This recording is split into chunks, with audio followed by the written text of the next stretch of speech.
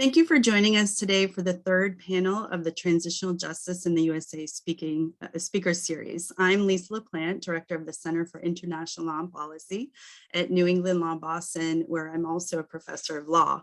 In collaboration with almost 40 other institutions, we launched the Speaker Series last spring in order to explore various themes related to the field of transitional justice as it relates to the current efforts in the United States to redress racial injustice and violence. Today's panel, entitled "How Do We Honor Indigenous Ways of Knowing in the Quest for Truth, Justice, and Healing for American Indian Boarding Schools," will focus on past and recent truth initiatives on the forced assimilation of Native children through boarding schools in the child welfare system.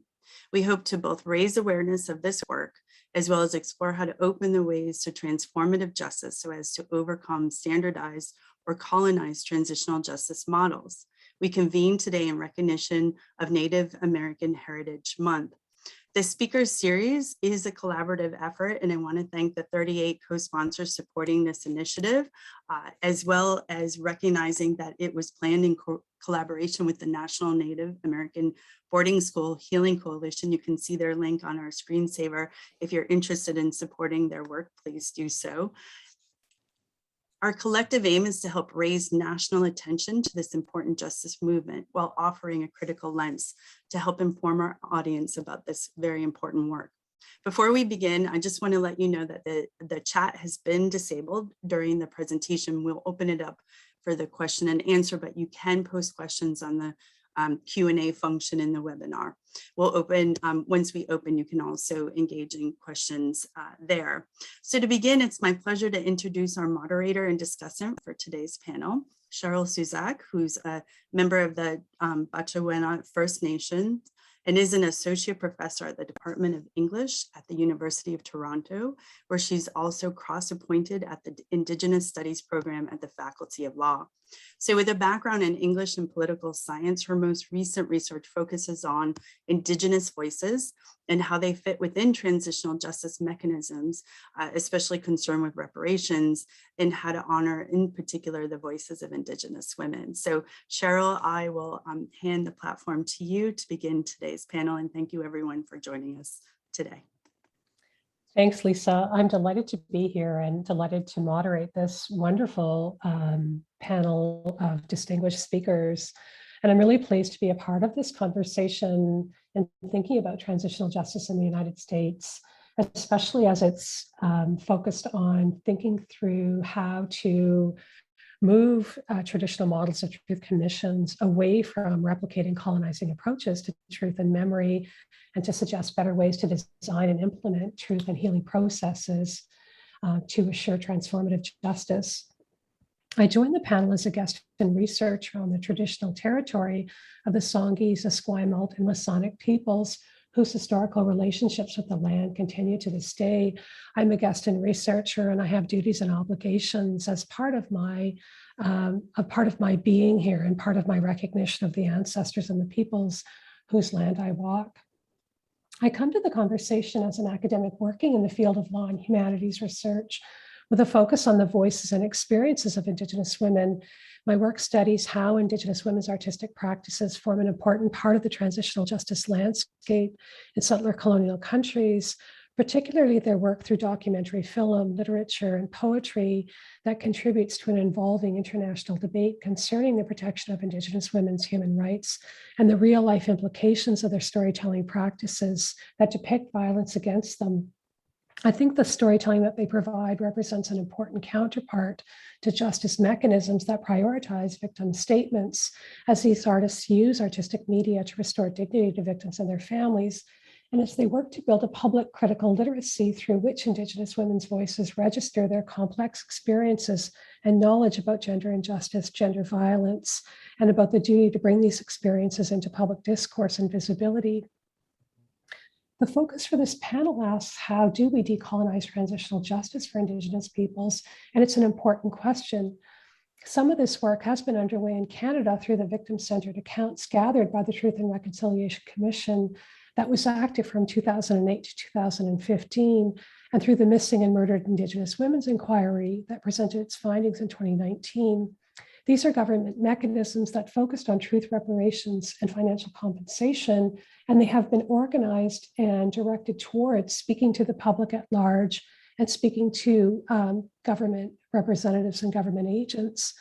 In this orientation, several issues remain that are important to consider when thinking about truth commissions and how they can be addressed to the injustices that Indigenous peoples have suffered. The scope of injustice for Indigenous peoples is wide. Almost every dimension of Indigenous life has been shaped, limited, and reformed by the colonial encounter and by a post-colonial history of dispossession, racism, exclusion, betrayal, and forced assimilation. The Indigenous experience, as Indigenous speakers have indicated, and as Indigenous representatives have drawn our attention to, is one of loss of land and sovereignty, the loss or devaluation of language and culture, the loss of access to resources, and limited access to socioeconomic and political rights and citizenship. The scope of the wrongs that has been committed against Indigenous peoples is extensive, and the demands for justice are wide-ranging. One of the problems is that the government has drawn a line between past and contemporary Indigenous justice claims, limiting the harm that Indigenous peoples can bring forward, and that requires attention. And little is said about what justice means for Indigenous peoples, or how it speaks to their tribal traditions and how it speaks to them as communities. Tribal communities in Canada and the United States are wide, broad, diverse. There are many different communities and many different justice cultures and traditions that reside in these communities. And often it's the case that these transitional justice mechanisms are speaking to government representatives and not speaking to or allowing Indigenous peoples to direct their comments and their experiences to each other. There's also the problem of a frozen in time approach to Indigenous voices that tends to limit Indigenous peoples to symbolic rather than to organizational or generative places within these truth commissions. And there's very little that's said afterward about how Indigenous peoples have reformed and rebuilt from their experiences of harm to new ideas about justice. So these are some of the broad issues that I think are important to think about when considering transitional justice, especially as it relates to Indigenous peoples. And I'm very pleased to introduce our distinguished speakers who will speak to some of these issues. So first, Christine Diindiisi McCleave is the Chief Executive Officer of the National Native American Boarding School Healing Coalition. She'll speak to some of the recent initiatives on setting up official inquiries into the boarding school practices promoted by the state and US governments, including the federal bill in the investigation launched this past summer by Secretary Haaland, as well as reflect on the theme of the panel. Sandy Whitehawk is a former commissioner for the Maine Wabanaki State Child Welfare Truth and Reconciliation Commission and the founder and director of First Nations Repatriation. Sandy will share the experience of Maine's Truth Commission and also reflect on the theme of the panel. And Brenda Gunn is an academic and research director from the National Center for Truth and Reconciliation in Canada and a professor at the University of Manitoba in the Faculty of Law. Brenda will offer the comparative experience from Canada, both in terms of what has happened with the Canadian Truth Commission and afterwards, and in particular, share and advance our understanding of the challenges that the United States may experience and face in thinking about this reparative process going forward. Each speaker will speak for about 15 minutes, after which we'll reflect on the remarks and the questions raised and open up the session to discussion. So Christine, over to you to start us off. Thank you. Thank you, Cheryl.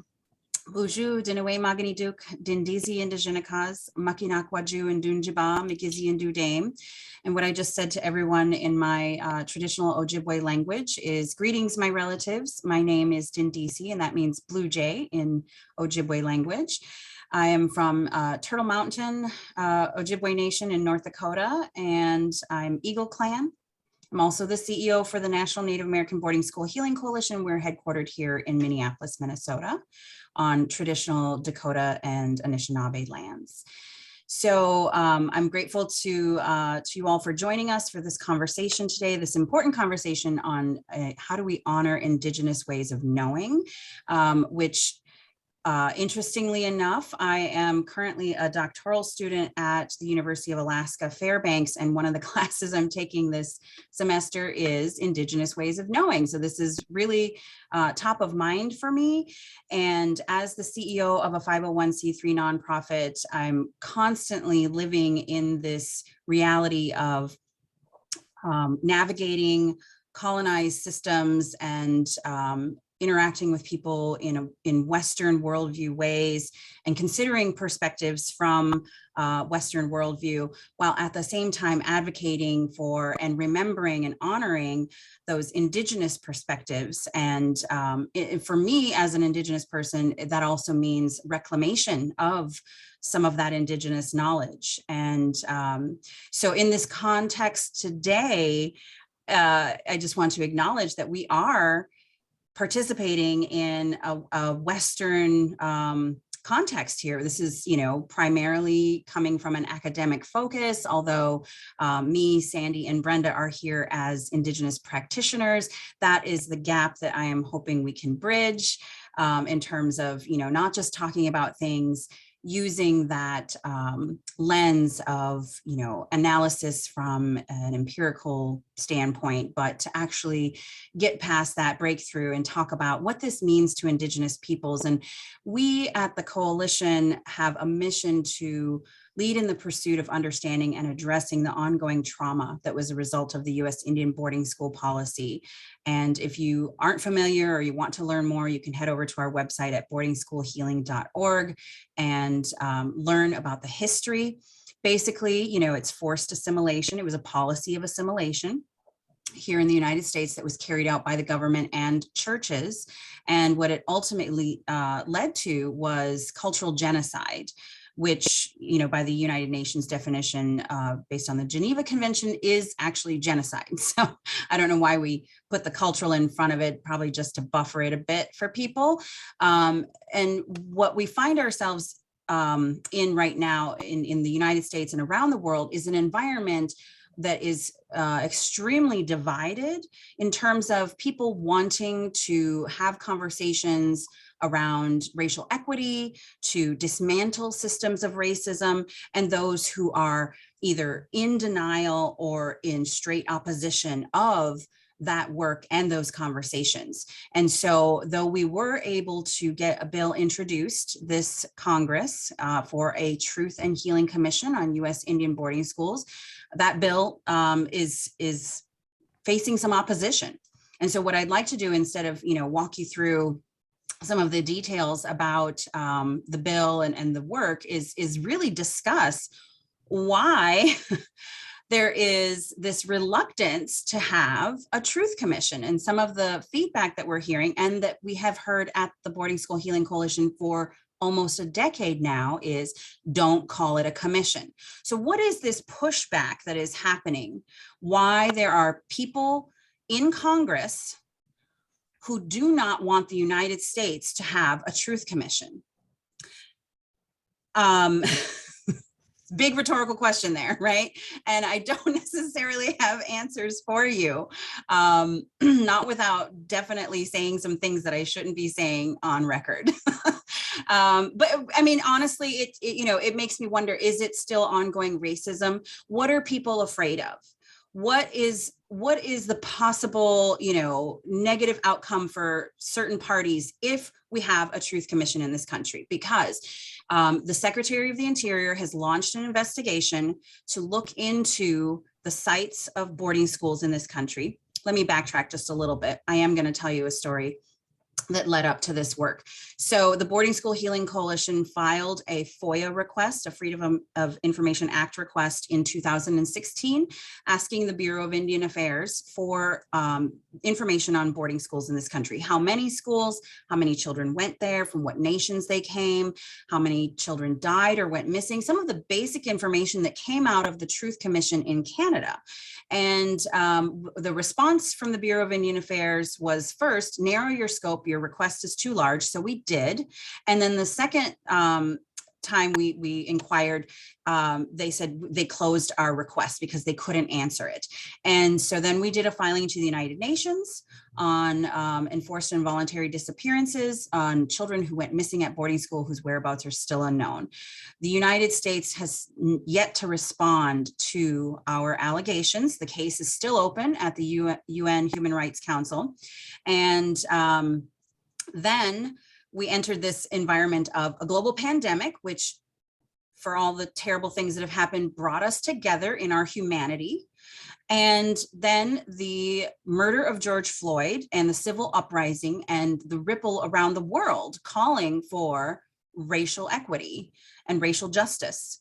And then we had then Congresswoman Haaland introduce a bill in 2020 for the Truth Commission. Of course, it was also election year. The bill did not receive a lot of attention.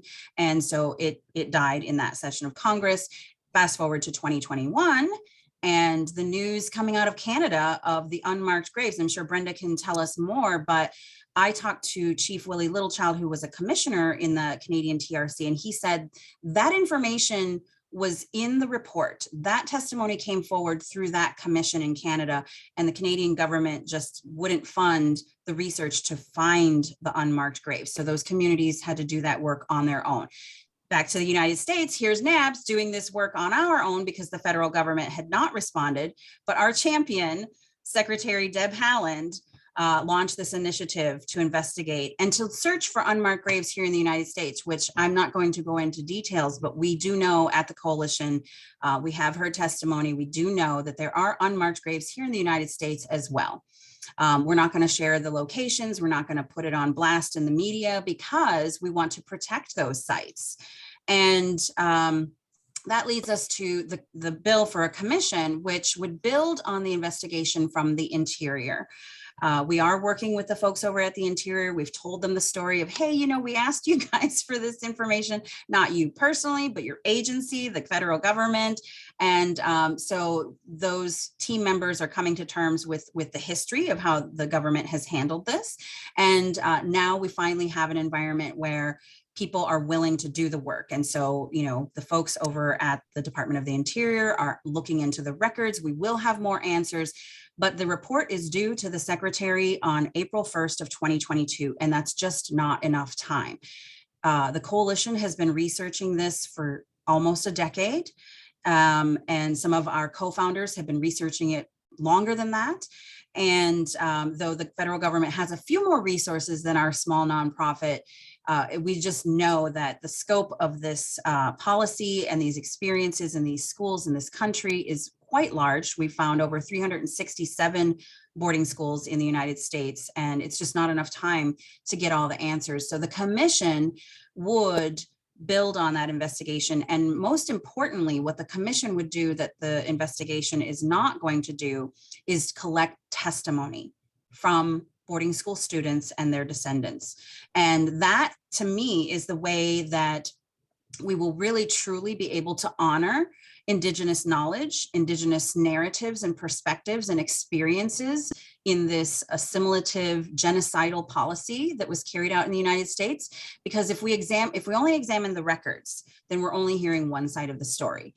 And to truly understand how this has impacted Indigenous peoples, we need to hear directly from them. A lot of our survivors are aging and passing on. And so this is crucial timing that we get this bill for a commission passed now. And so you can go to our website at boardingschoolhealing.org/Truth Commission to learn more about the bill and how you can support. Thanks, Christine. There's so many interesting, important, interrelated issues that you've raised. Just to draw forward a few of them, the siloing of Indigenous peoples from other forms of oppression and dispossession has had a huge negative impact in terms of the kinds of cross-fertilization of experience that matters. The under-prioritization of Indigenous voices that you emphasize is so important. The fact that survivors are not being spoken to and records aren't being taken, the bureaucratization of what a Truth Commission does or what it may do, in fact, in eliminating and setting aside victims, even as it's working towards making those voices known and making those voices heard, or if that's the objective of it. And then I think what you really highlight for us that's so important is the struggle to have people understand and recognize the scope of this injustice and the way that people are made to, in fact, recognize and act on the injustices that exist. In Canada, it took 11,000 cases of coming forward into the courts and overwhelming the court system to actually bring the Truth Commission into reality for Indigenous peoples, even though there had been so many investigations, so many reports, so many commissions of inquiry that had already documented and brought back and recognized the impact of residential schools in our communities. It was devastating to see the kind of required leveraging, the bullying by governments that's taking place in the communities, and that is silencing voices. So many rich comments about the uphill battle for Indigenous peoples working with these institutions and working with these sites of law that are tone deaf or indifferent or absolutely turning away from the scope of injustice and harm that your NGO and that your work is drawing your attention to. So thank you. Thank you. Sandy, could you please, over to you. Yes, I will. Thank you. Mitakiapi, Chantewa Shteo Nape Chiuzapi, Sichangu Lakota Imataha, Lakota Mia Chokata Najiwea, Wableni Chevo Pakta Bluhamani. Greetings, relatives. Greetings, relatives out in cyber world. I sure do wish I could see you. I just going to trust that you are actually there. We're told that people are there when we're talking. We don't really know. But I'm glad to be here today to talk about something that's very important. I wanted to just say a few things first as well that I did say I'm from the Rosebud Reservation in South Dakota. My Lakota name is Chokata Najiwea, stands in the center woman. I am the founder of First Nations Repatriation Institute, whose focus is on our relatives who've been separated through adoption and foster care. We have been very involved at a grassroots level and a research level, publishing the largest study on the results of placement of adoption on Native adoptees. What else? I'm a board member, been a board member, for a few years, huh, Christine? I don't know how long, but anyway, been a board member. We've been really happy and excited with Christine's leadership over the past few years and where we're noticed and recognized and asked to be part of very important processes. Okay, what do I want to say? I think what the first thing I want to mention is that reconciliation or the truth gathering cannot be done intellectually. It can't be done with this, just with we're going to go in and talk to people. I think I'll back up and say we had the first Truth Healing Reconciliation Community Forum in 2006 in Minneapolis. And we received a grant and had 16 different truth and reconciliation gatherings around child welfare. What we learned there and what our process was a spiritual process with also gathering information. And we saw that as individuals shared their lived experience, because the goal was inviting social workers, inviting judges, mental health workers, and all who make decisions about families to hear what those decisions resulted. What was the long-term impact of those decisions? And for the most part, they were not any better than where the family was at when those decisions were made. So they got to hear that firsthand. What happens in the process that happened in Maine, and it happened when I was an honorary witness for the Truth and Reconciliation in Canada as well. I witnessed this same kind of process where an individual shares their lived experience. It's shared it's heard, it's validated. That alone brings a healing. We don't do that healing, but it's a human thing that happens as a result of someone like shaking their head respectively, listening, sending that energy to that individual. So we learned that in our circles, and that's the experience I took to Maine when I was named a commissioner, seated as a commissioner for their Truth and Reconciliation and Child Welfare there. And they too understood that this needed to be a spiritual endeavor, as in Canada. Each time that there was a public gathering of statements, a sacred fire is started. And those sacred fires have a protocol for the making and maintaining and nurturing the entire time that the event is taking place.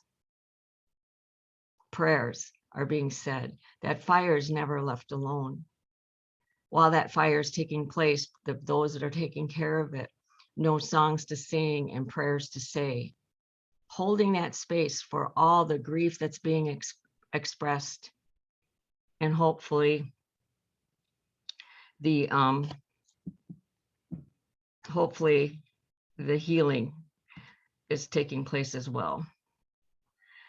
I got sidetracked. I have a daughter that's out of town. I'm sorry. I thought it was an emergency.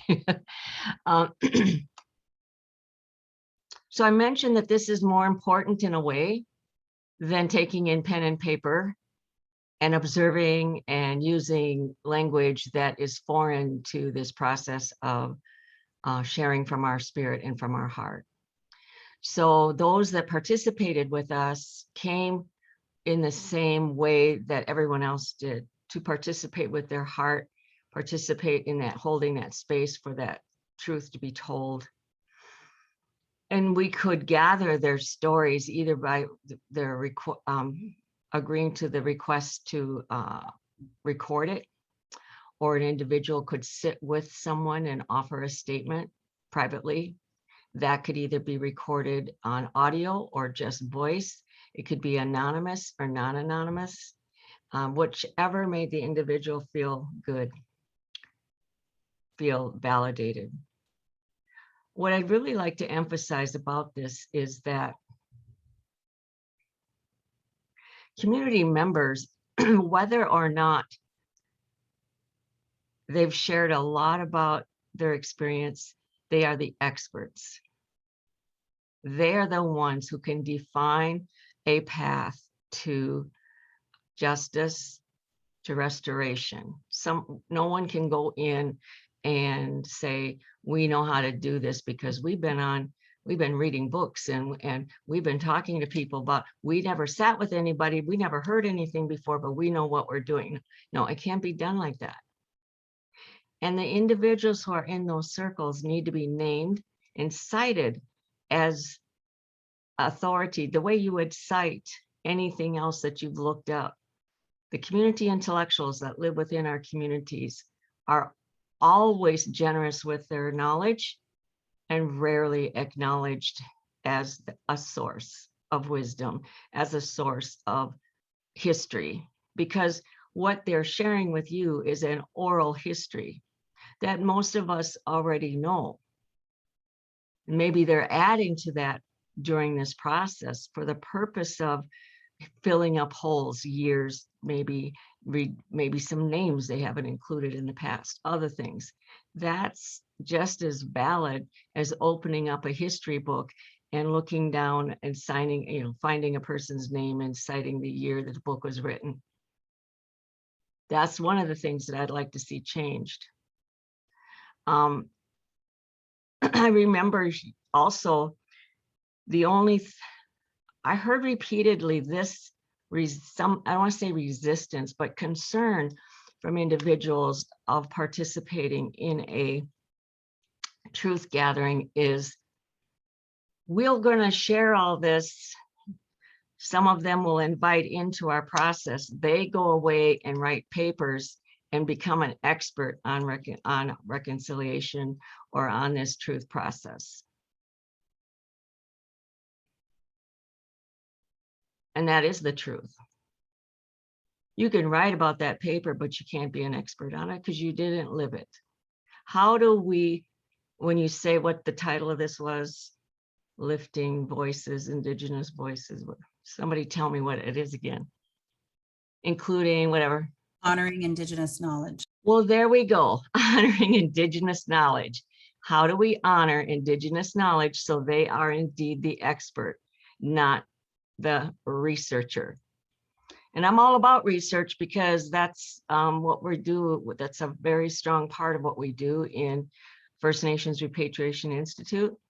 However, we are always careful and in recognizing who the experts are. You know, so anyway, that's, if you want to honor, want to think about that, those are the things I would suggest.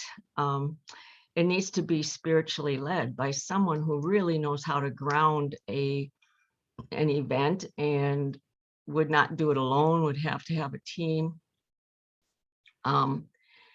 If you were part of something, you would have to come just with your mind and your heart to participate, to not have notebooks to write down because we'd want you to listen with your heart.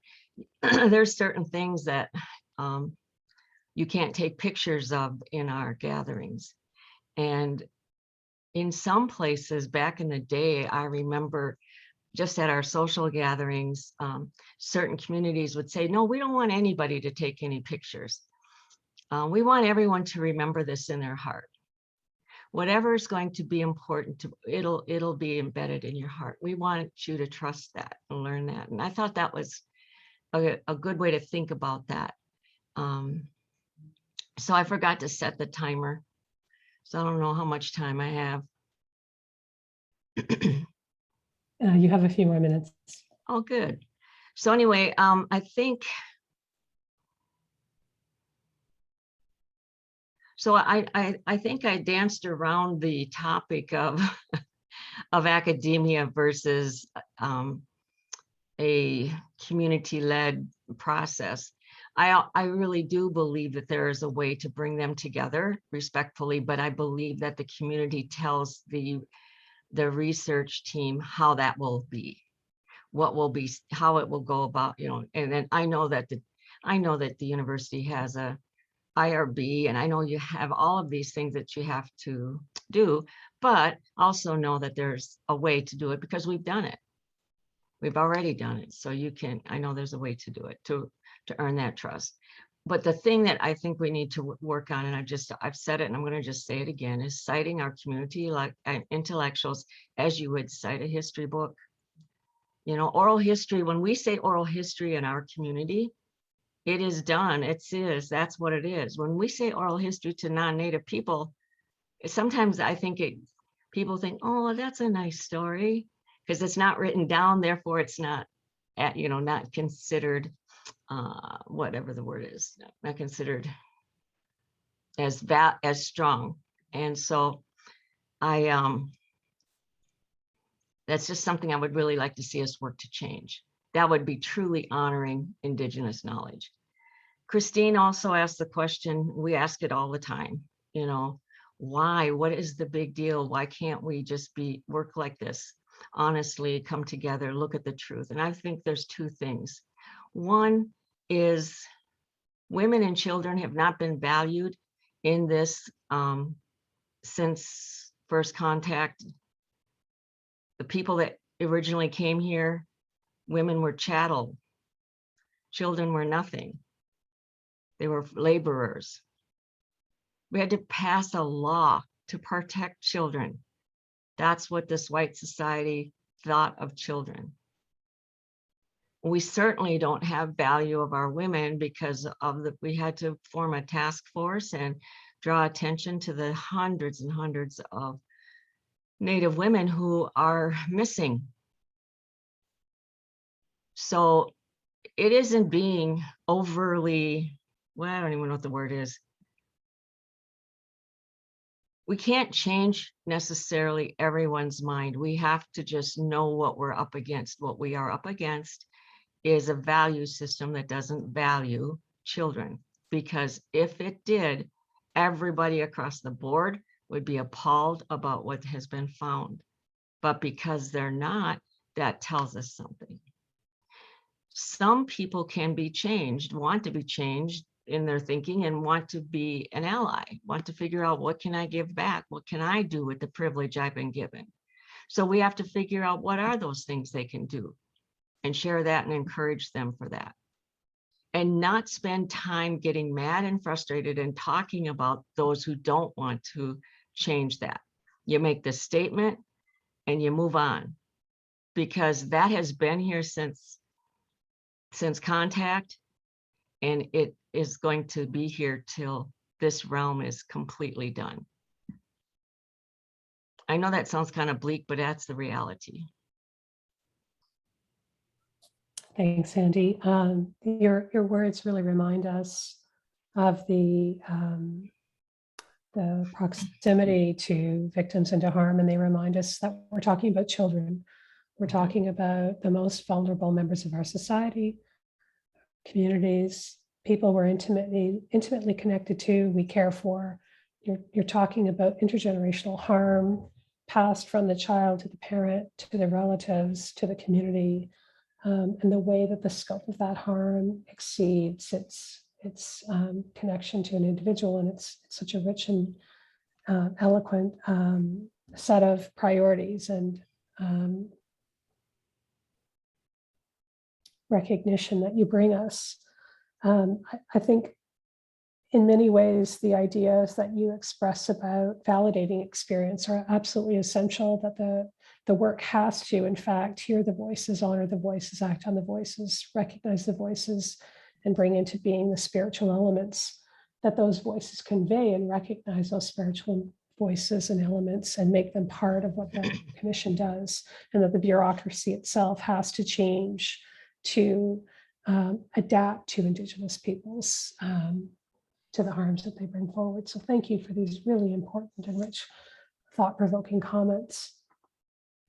Thank you. Brenda, thank you. Brenda, could we turn to you now? Thank you.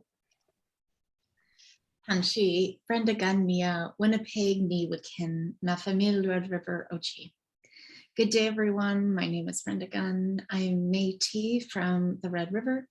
I'm speaking to you from Treaty 1 territory in the homeland of the Métis Nation, my traditional territory. I want to start by expressing that I am a member of the University of Manitoba Faculty Association, and I'm currently on a legal strike as of Tuesday, November 2nd, 2021. And so my apologies if my head is a bit flustered or if I'm not perhaps as gathered as I would like to be. It's a difficult time. We already had one incident on the picket line yesterday where someone was hit.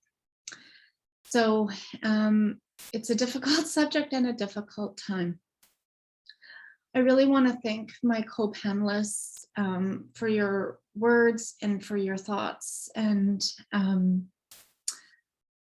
yeah, so today I'm going to speak a bit about the Truth and Reconciliation Commission of Canada and some of the lessons learned. As was noted in the introduction, I am the Academic and Research Director at the National Centre for Truth and Reconciliation in Winnipeg. And so I do appreciate that my co-panelists are geographically closer to me than my Canadian counterpart, as I'm in Winnipeg, just a few hours away and in similar landscapes. So it's nice to see neighbors. As I've only been in this role for 8 weeks now, I want to, a lot of my comments will really draw on some work that the National Centre did and is included in a lessons learned survivors perspective report. And this report comes from a project that was focused on trying to understand some of the lessons that were learned from the Indian Residential School Settlement Agreement on its development process and design. So from October to December 2018, there were several one-day engagements held across Canada to have conversations with First Nations, Métis, and Inuit residential school survivors and intergenerational survivors who were affected by the settlement agreement to learn about the various experiences, successes, and challenges of the agreement. And so my few comments that I'm going to make today, I'm going to try to focus on a few different phases. So some of the reflections we've learned on setting up processes, some of the experiences on during the processes, and then also, if my time permits, to talk about after the conclusion of the process, because that's particularly where the National Center for Truth and Reconciliation comes in. So as many of you may already know, the Truth and Reconciliation Commission of Canada was set up under the terms of the Indian Residential School Settlement Agreement, or IRSA, as we call it. And this settlement agreement, was to end the major class action lawsuit for abuses that occurred in residential schools that has already been mentioned. And so in my comments today, I really was trying to reflect on some of the lessons learned that were focused more specifically on the Truth and Reconciliation Commission, while recognizing that some of the constraints come through the reality that the mandate of the commission came out of a class action settlement. And so I'm going to talk about more some of the areas that I think are not necessarily just reflective of the larger reflections of IRSA, but I think on the Truth and Reconciliation Commission. And so the lessons learned report, indicates several positive outcomes from IRSA, which include two key aspects, right? So there was the Truth and Reconciliation Commission, and there was also the compensation scheme under IRSA, which included the individual assessment process where individuals could apply for compensation. And the survivors in the report highly, or most really spoke about, and I think other speakers today have mentioned, that public recognition, that it was that ability to speak their truth and to have that public recognition was significant. There were opportunities for healing, and the process itself included moments of healing and steps towards reconciliation. Survivors talk about the positive aspects of commemoration that were began under the TRC processes, as well as some positive aspects to the compensation scheme that was included under IRSA. The report does provide several successful methods and elements that were included, and I'll maybe touch on a few more about them. But I think some of our speakers have already spoken to that. The importance of truth-telling processes, about spaces for survivors to tell their truth, both in public forum, in the national events, but also opportunities to give individual statements. And that there were times when elements of forgiveness were also important. But a couple of the key elements that I want to talk about today include the way in which the process included cultural elements and protocols as being integrated into the TRC, and the importance of survivor involvement from the settlement agreement to the Truth and Reconciliation Commission, including the advisory committee. But I want to start first, I think, picking up a point, maybe that was already mentioned, but the scoping of the commission and the importance of that. So my comments here, it's challenging to think about, I think, taking these lessons learned wider, because part of the challenge that we experienced, I think, was that the Truth and Reconciliation Commission mandate, as well as the compensation scheme, was coming out of the settlement of the class action. And so the mandate was set out in the settlement agreement. And so it really focused, the Truth and Reconciliation Commission's mandate focused on schools that were included in IRSA. And the compensation scheme was limited to schools listed in IRSA.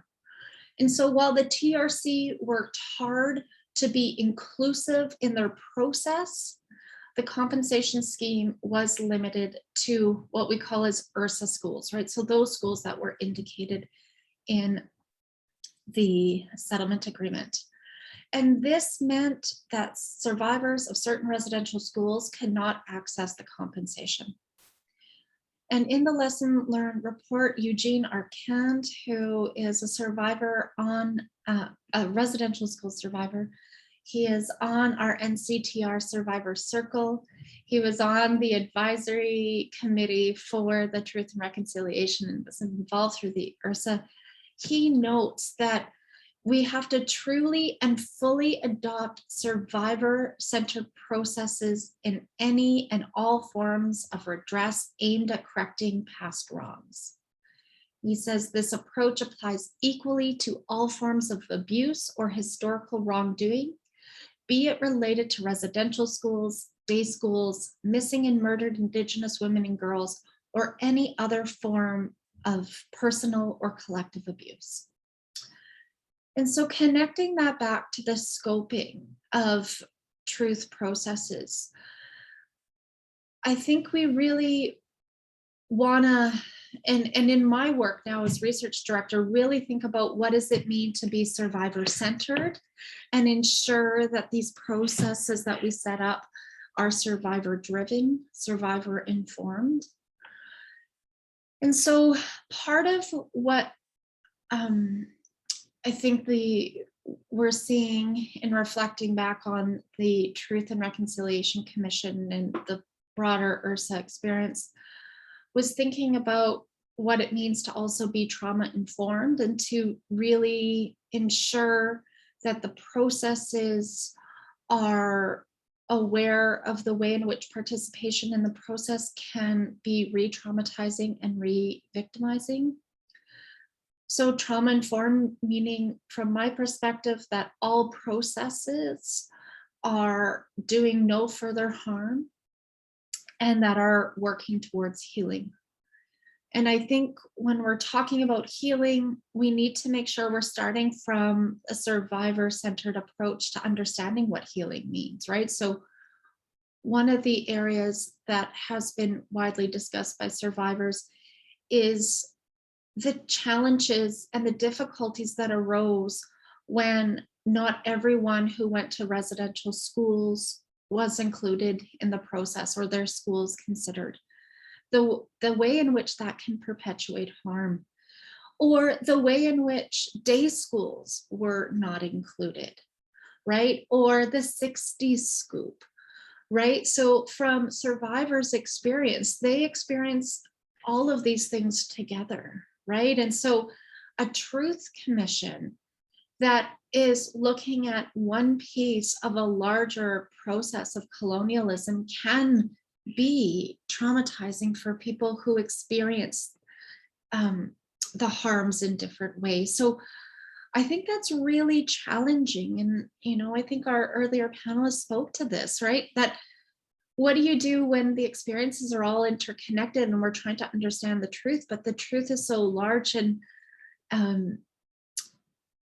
experienced in such interconnected and interrelated ways, but, you know, the time and how do you sort of scope a project in that way? And so I think that need to be inclusive, both of individuals who, you know, from the Canadian perspective, maybe went to residential schools or non-IRSA schools and day schools and 60 scoop, right? How to include all of that, but also address the multiple interconnections and interrelatedness of the various systems that were involved, right? That it wasn't just the education system or the schooling, if we want to call it that process, but the way in which the legal system, the child welfare system, all of those systems continue to be implicated.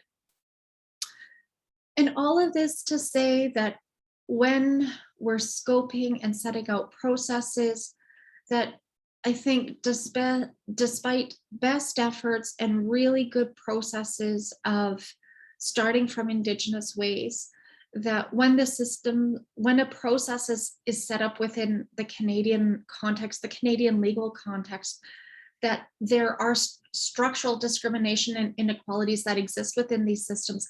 And we have to be cognizant about it throughout the process, right? So that we want to make sure that we're attuned to those. And I don't know if we can fully walk away from those. In the case of the Truth and Reconciliation Commission, it was a settlement out of a legal court case, right? So I think those are really challenges, but my time is almost up. So I want to maybe move on to some of the successes and lessons learned for during the process.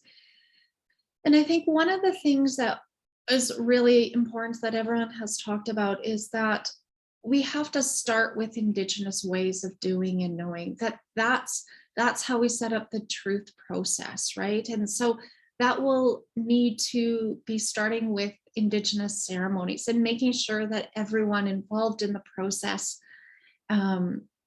is familiar with that.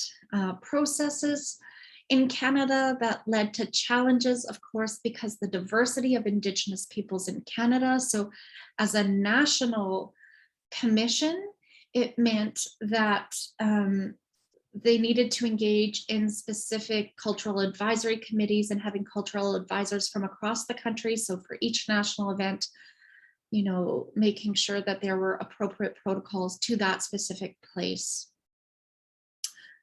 But time is really flying here.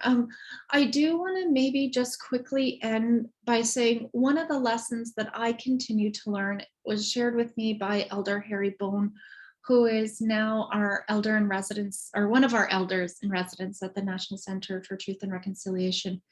And he always reminds me that we have to start with who we are as Indigenous peoples. And so in the process of telling the history, and in, you know, if there's going to be a report coming out of it, for me, one of the lessons that I continue to learn is that we should start with who we are as Indigenous peoples, promoting our self-determination and agency, highlighting our strengths, our resilience, and our power, and not to start at that place of the damage of colonization, but really making sure that as survivor-focused and community-led processes, that we start by telling our truths with who we are, not just starting with that moment of impact and some of the challenges and damages that may have been done to our communities and families in our nations. And then maybe just a few points. I think maybe I've touched on some of them, but one of the points that was highlighted from our survivors is the need for healing supports before, during, and after. And that after process would be having the healing to continue on after the commission passes. And so while we often talk about the truth and reconciliation process in Canada, I'm really coming to understand the need in Canada to be truth, healing, and reconciliation, the healing of our nations and from those experiences. And so one of the things that the survivors pointed out in the report I mentioned was that need for intergenerational survivor supports to make sure that the healing infrastructure that is set up and the healing supports that are created really support those intergenerational survivors as well. And just really briefly, I think, oh, sorry, I'm going to make one more point on the during, because it stood out to me, was the need for communications, team to be inclusive of survivors and for communications to be survivor-led and centered as well. And so even in those messages going out, and then to really think about when we're talking about trauma-informed processes, to prepare for the hatred that comes out through various online forums and to have supports in place for what can become very damaging in all of those online forums that I'm sure many people are familiar with.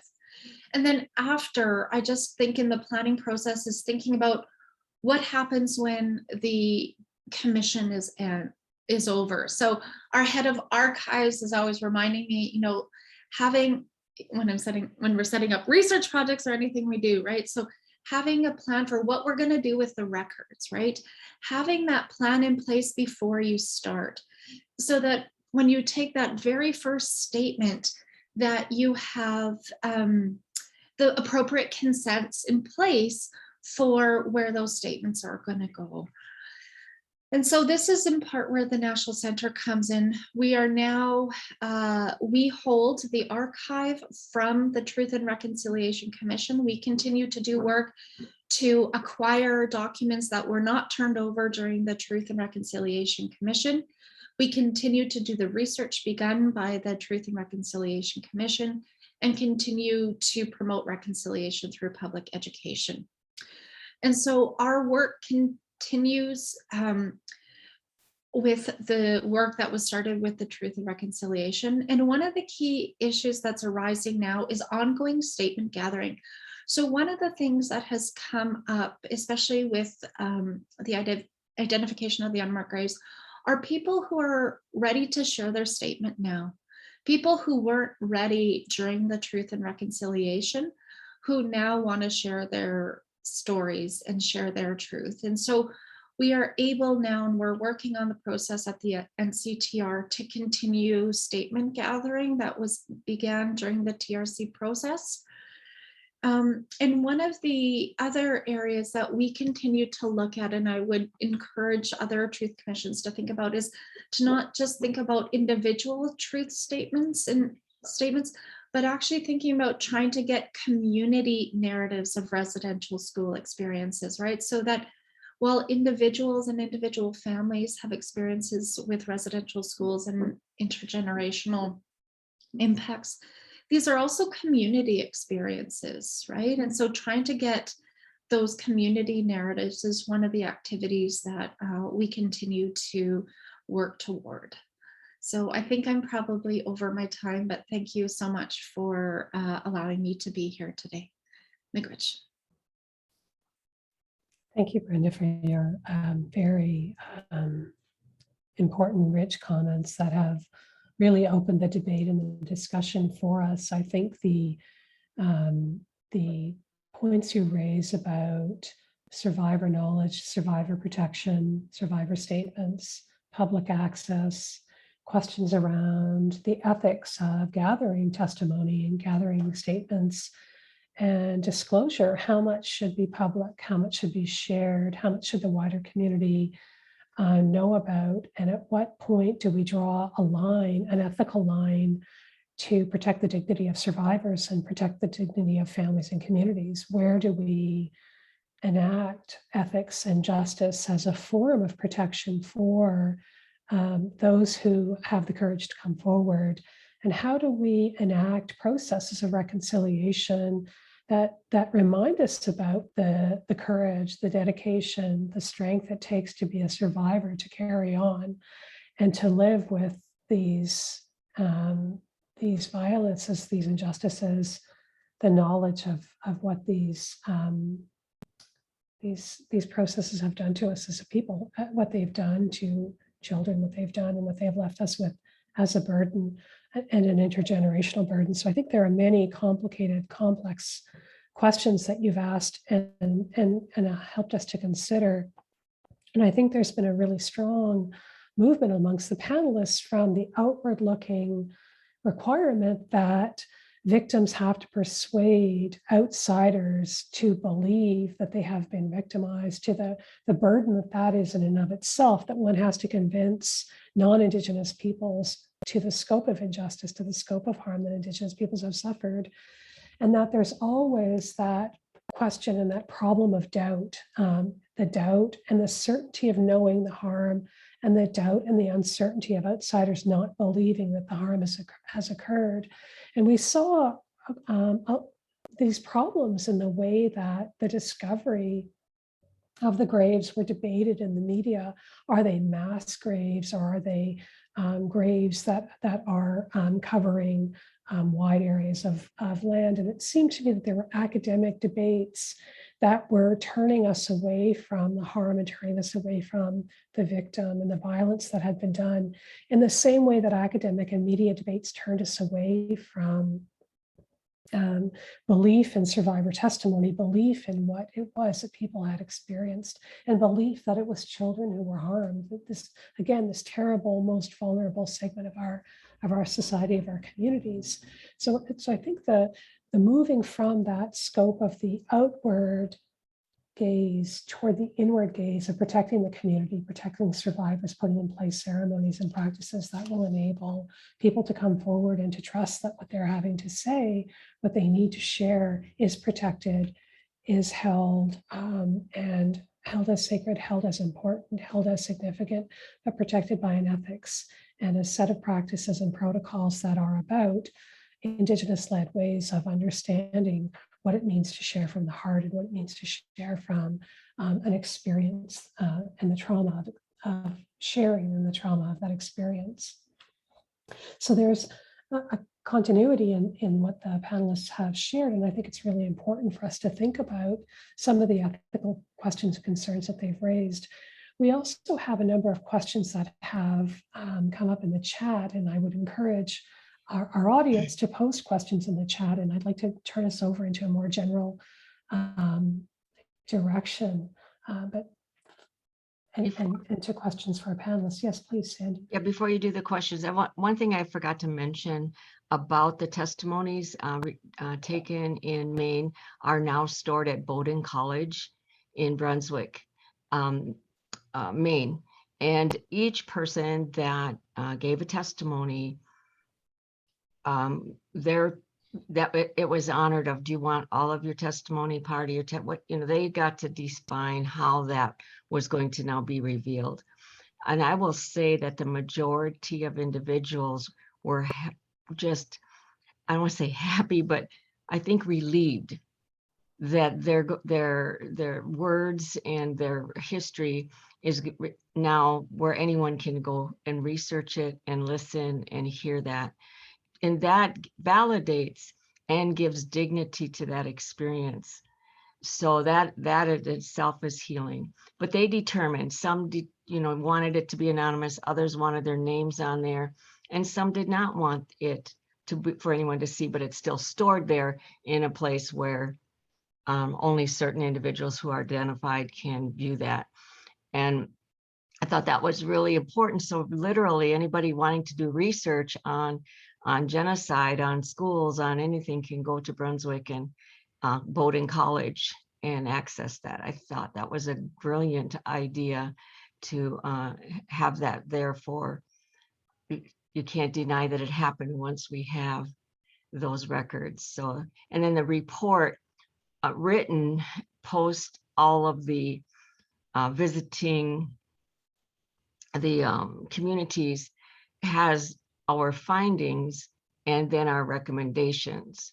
So we did make recommendations for, and all of the narrative that we have had put in that report, it was our goal that that was something that they could use to go further with grant writing. They can use that information for justification for what they're asking for. So we did that as well. And we wrote it with the intent to not over intellectualize the process, but just call things what they were.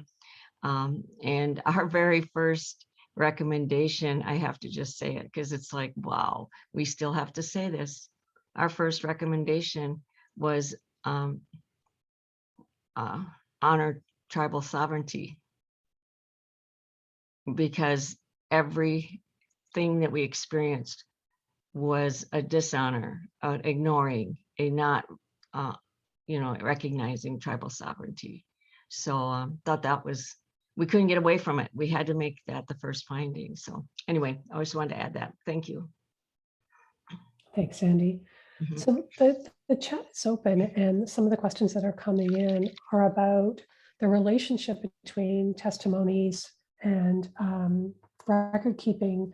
And one of the big questions that has come up is truth enough? And Sandy, I think you've raised that question for us when you're talking about honor tribal sovereignty. Is truth enough? Where does truth turn toward action, toward recognition, towards other kinds of measures? And so I would ask the panelists, please, to speak to that question, is truth enough? Well, it is if you're in a relationship with someone who honors truth. Everything is about relationships. Everything about in our lives and our way of life is relational. So we are engaged, whether we like it or not, we are engaged here in the United States to a government who does real uncomfortable with the truth. And so this arranged marriage, as I call it, we know that you cannot change people. You cannot change some things. And I don't think it is wise of us to take our energy and try to change. The truth is there. The truth will impact those who are ready to look at it, but we don't have to get everybody on board in order to move forward. We're moving forward as in every way that we can. And some people are ready for it and some are not. But if we waited till everyone was, we may never start, because not everyone will ever be on board. And I sound really, I don't mean this because I'm a very optimistic person, but I finally figured out I got to stop trying to get people to believe in stuff they don't want to believe in. Just you say it respectfully, you hear it back, you go, okay, thank you for telling me who you are, and we'll move on. Don't need to have any energy other than that acknowledgement. I'd like to speak to the question. I don't think just hearing the truth is enough. It's about integrating it and understanding it. So when we look at Dr. Maria Yellowhurst Braveheart's definition of historical trauma and ways to transcend historical trauma, it starts with confronting the truth about what happened. And that needs to happen, as we've discussed, not just from the perspective of the perpetrator, but from the perspectives of the victim, that they need to be heard, their truth needs to be heard. And the step two is to understand it. So we're talking about really understanding the impacts, and this issue about boarding schools, residential schools is actually just one piece of a larger issue about colonization, about colonial empire, to be exact. And so in order to fully understand the truth from Indigenous perspectives, it means understanding this larger system, this global system that is still being carried out around the world. And so I respect the wisdom of my elder, dear Sandy, but I also feel really sad when you say we shouldn't waste our time trying to change people, because I do believe we need to try and change people. And we have a young generation of youth and activists who are absolutely demanding change. So it's beyond truth and justice. They are demanding change. We don't have to talk. Yeah, I'm totally down with that. I didn't want to go into it any longer, but yeah, but there again, Christine, that's not people we have to convince. They're people that are already motivated, and they are our hope to bring things forward. But I've been doing this a while. And I'm not even mad at people that don't want to change. I don't care. It's just not even, some people just don't want to. And you're right. So maybe we shouldn't waste our time on those people. No, we don't need to. We can just continue forward respectively. And the person sitting next to them might be someone who wants to go forward. We always shake their hand. We always are respectful. We just don't need to spend that, because I think everyone has had a relationship with a community or an individual or an organization that you realize, oh, wow, that's where they're at. Okay, that's what I'm talking about. And so where do we put our energy? Let's just keep going forward in the best way. We never operate from resentment or anger about it.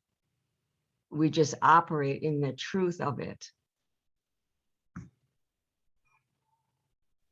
Thinking about the experience that you're describing and the way it dovetails with so much that's happening in Canada, and so much that Brenda reminded us about in her presentation.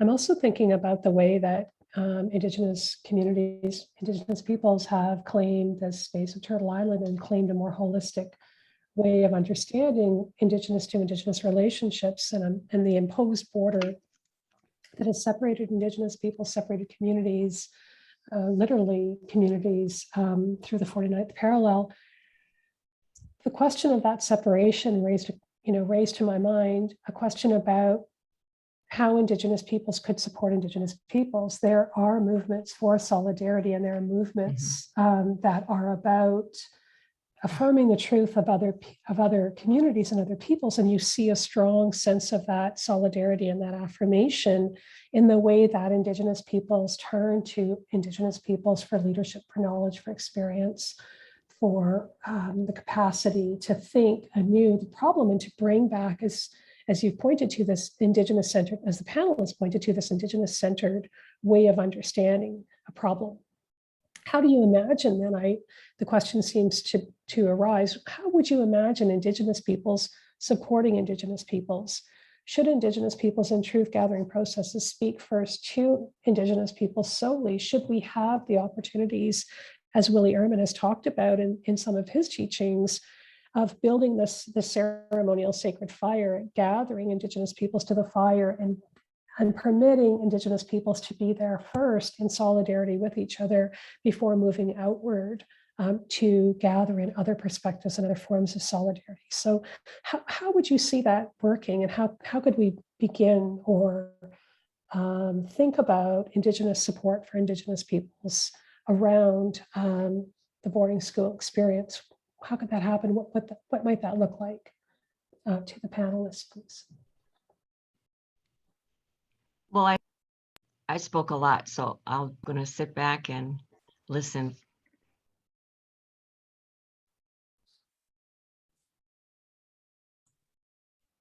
Unless you guys don't have anything to say. No, I was going to say, I don't know if I have anything good to say, but I think, those opportunities just to speak with each other, I think we take it all the time, I think sharing experiences and learning from one another, absolutely. Christine and I are already chatting about how we can share knowledges and experiences and help one another in our organizations and work. I think those are important.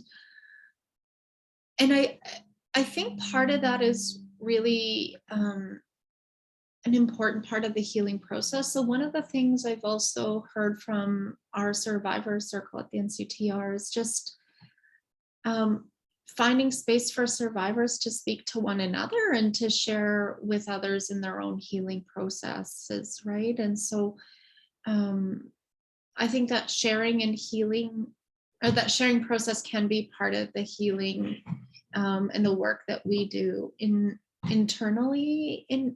When I see, from my perspective, the reconciliation is not just changing the colonial systems in Canada, the legal systems, etc., but I think reiterating what Sandy said, and the foundational principles of reconciliation coming out of the truth and reconciliation, that we start with self-determination, right? And so that work to revitalize our own legal systems and supports. And so talking with other nations on how they're working to revitalize their laws and languages and ceremonies. And, there's work in Canada now about revitalizing child welfare. And, so I think those experiences we can learn from one another and support one another and create spaces for those work, for our own work. Right? That's not about changing the system out there, but about the revitalization and promotion of self-determination.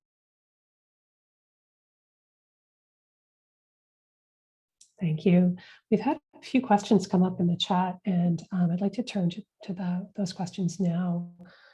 One participant says, thank you so much for your voices and for the opportunity to learn from your experiences.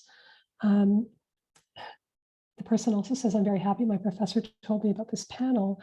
And the question is, can TRC work in non-traditional transitional contexts, or will it always be inadequate because of the colonial frameworks that reinforce a settler-colonial relationship? Some sort of two-part question. Good question. Yeah. Say it again. So can the TRC work in non-traditional transitional contexts, or will it always be inadequate because of the colonial frameworks that reinforce a settler-colonial relationship? I think it's yes, and is the short answer. Yes, it will be inadequate because it's taking place in a system that was structured based on colonial Western European worldview. So it is but the transition piece, I think it can still happen, right? As sovereign indigenous nations interact with the colonial system through truth and reconciliation, they are forced to accommodate and adapt and compromise in some ways, right? To hear a different perspective and to learn through that process. So I think the transformation can happen, but it's really slow, very slow progress. But I think it's important to always recognize that, here we are, sovereign nations begging for our truth to be heard, from this paternalistic government. So yes, the paradigm is already off, right? But I think that's a very important question. And I am, as you can all see, an eternal optimist. Otherwise, I wouldn't be able to do this work. So I think that some progress can come from those interactions. Sandy or Brenda? I think Christine's basically said it. Yeah. When I was listening to that, I was like, oh my God, we just need to, can we just sign off and have another hour to talk about that question? But yeah, Christine hit it. I think as long as the process is designed to be more than truth telling, but transformative, and I think that needs to be part of what we're going for. And I think a lot of what I hear in Canada is the transformation, yes, change some of Canadian systems, but it's, what my elders tell me is it's about making space, right? Like just getting the Canadian state out of the way. And so I do think that these processes are important for the way, depending how we use them, right? And so I see our elders telling us that, the healing is about promoting our work. And I think the panelists have spoken to that today. Okay, thanks so much. We've had another sort of flurry of questions come in. So thanks for having us. What are the most specific current congressional roadblocks to moving the U.S. bill forward? I think this is very much directed towards Christine and Sandy. Yeah, so very specifically, we are seeing that the pandemic is still playing a role. Traditionally, this sort of lobbying and education of legislators would happen in person. We would be able to go to DC, knock on doors, literally shake hands and sit down and talk with people. As it is, we are trying to, currently trying to set up Zoom meetings or reach out to their office via email. And I think we all probably would agree that right now, we are still experiencing some of the effects of the pandemic that are just limiting people's capacity to respond. I think about it in terms of our central nervous systems are still overloaded with all the extra things that have happened with the pandemic that are still ongoing, and the current nature of virtual communication. So we're just literally having a hard time reaching people and setting up meetings. There is also the fact that we wanted this bill to be bipartisan, and it was introduced in the House with Representative Sharice Davids and Representative Tom Cole. So it was bipartisan in the House. In the Senate, we were trying to get Senator Murkowski to sign on from Alaska, since Alaska Natives are, over 20% of the state's population. And Alaska Natives have, been very outspoken about the impacts of boarding schools on their families and communities. However, we are seeing this, we're just trying to get through to her. And so any, pressure that people can put on Republican legislators specifically, I think that that's one of the obstacles that we're facing.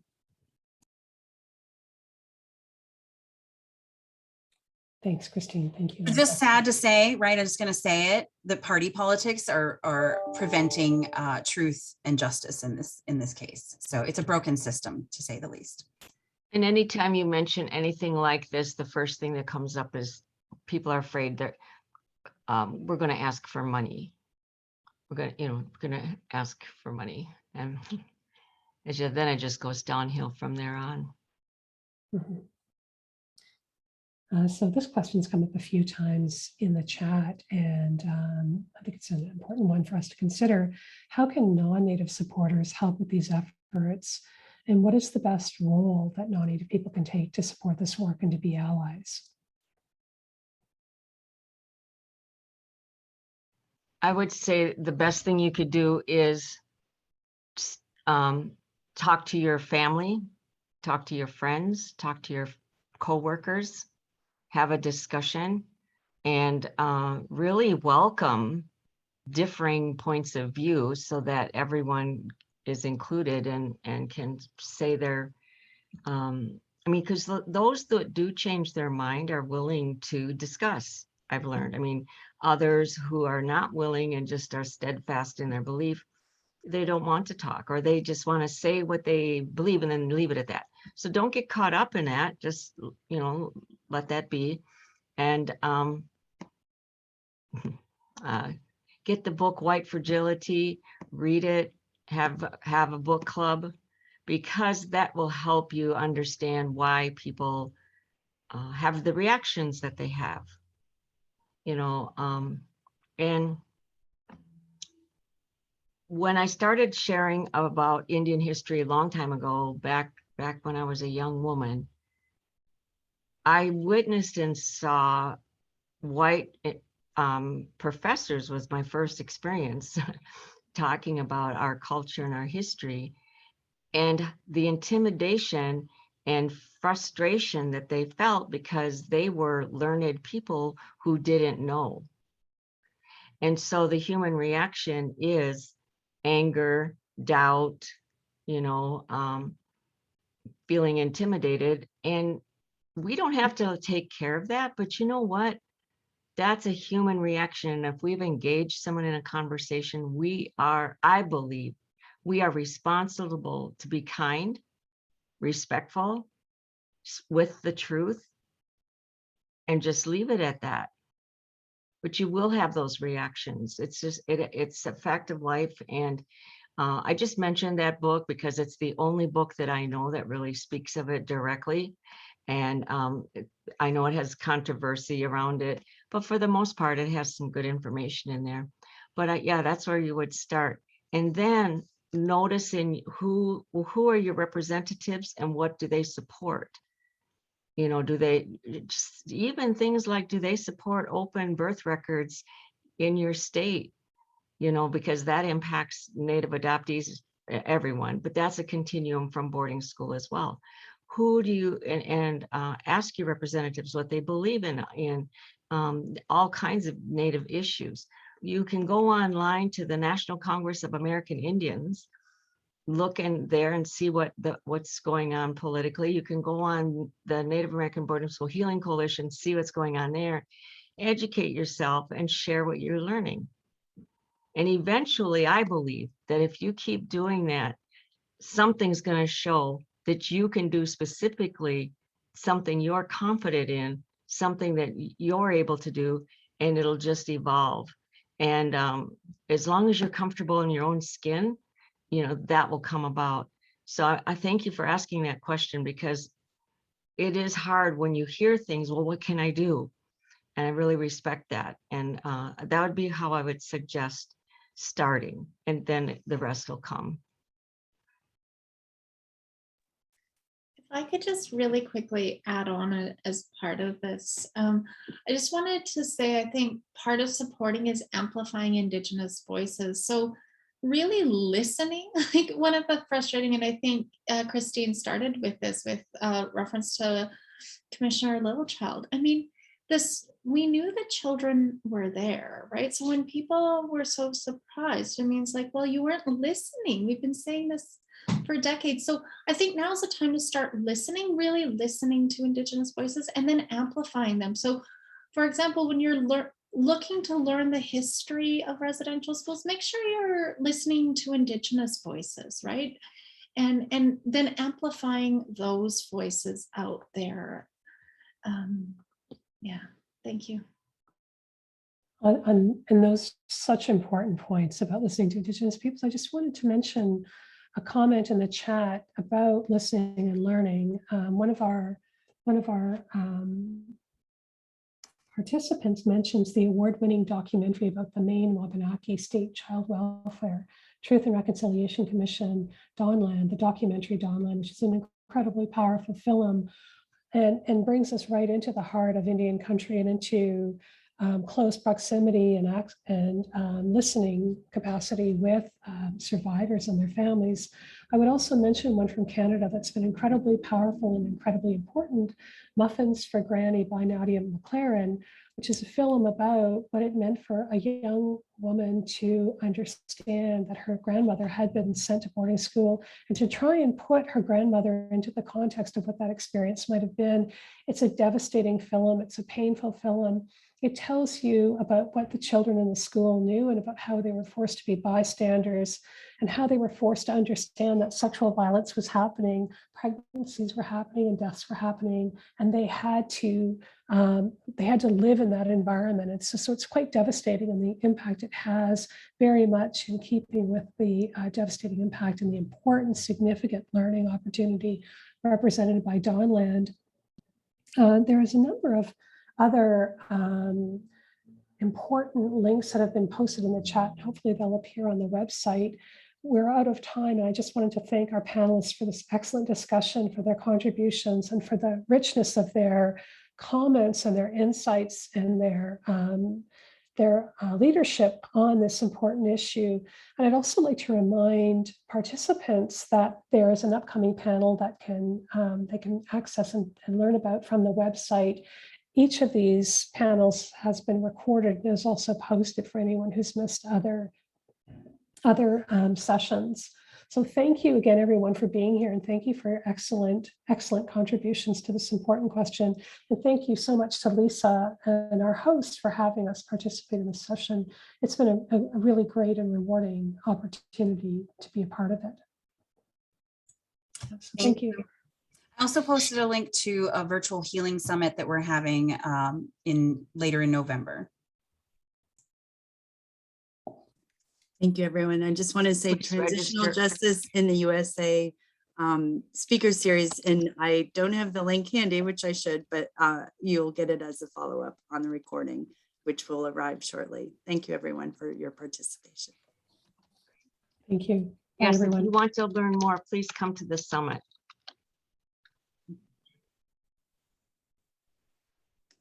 Thank you.